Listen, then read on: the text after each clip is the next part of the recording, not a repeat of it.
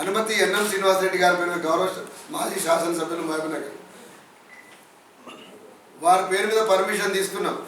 ఎందుకంటే వారు శాసనసభలో ప్రాతినిధ్యం వహించారు కనుక ఈ ప్రభుత్వంలో ఉన్నటువంటి వ్యవస్థ చట్టసభలో ప్రాతినిధ్యం లేకపోతే ఏ రకంగా ఉంటుందో నాకు ఒక స్పష్టమైన అవగాహన ఉంది కాబట్టి వారి పేరు మీద పర్మిషన్ తీసుకున్నప్పుడు పోలీసులు ఏం చేసినారు, ఎన్ఎం శ్రీనివాసరెడ్డి మాజీ ఎమ్మెల్యే కాబట్టి ఆయనకు ఒక రూలు, డాక్టర్ చెరుకు సుధాకర్ ఉద్యమకారుల లోపల ఈనాడు కూడా చట్టసభలో మొదలు నన్ను ఒక మొదలుపెట్టింది.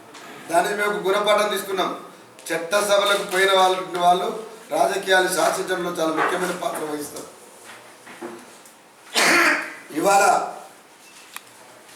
తెలంగాణ జేఏసీ కానీ విద్యార్థులకు కానీ ప్రాతినిధ్యం వహించడానికి ఒక బలమైనటువంటి ఆకాంక్షకు పునాది అయినటువంటి ఒక పొలిటికల్ పార్టీలో శాసనసభ్యులు కనుక ముందుకు వచ్చుంటే ఈ రాష్ట్రంలో ఈ పరిస్థితి ఉండకపోయింది.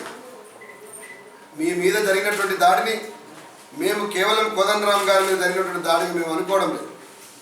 భవిష్యత్తులో ఒక ప్రత్యామ్నాయానికి ముందుకు వస్తే ఎవ్వరు కూడా ఎదగకూడదని చెప్పేసి వారు ఒక దాడి తీవ్రంగా చేసిరని భావిస్తాము. మనందరం అదే ఒక రాజకీయ వ్యవస్థగా బలపడితే, చట్టబద్ధంగా ఎన్నికలకు పోతే, ఎన్నికల ప్రణాళికలు ప్రకటించి మేనిఫెస్టో ప్రకారం పనిచేస్తే అది దేశంలో ఉన్నటువంటి ఎన్నికల కమిషన్ పరిధిలోకి వచ్చి మన హక్కులు మనకు ఉంటాయి. ఈ దేశంలో ఉన్నటువంటి అన్ని పార్టీలకు ఎట్లా హక్కులు ఉంటాయో మనకు కూడా సమానమైన హక్కులు ఉంటాయి. మనం కార్యక్రమాలు చేసుకోవడానికి విస్తృతి కూడా పెరుగుతుంది.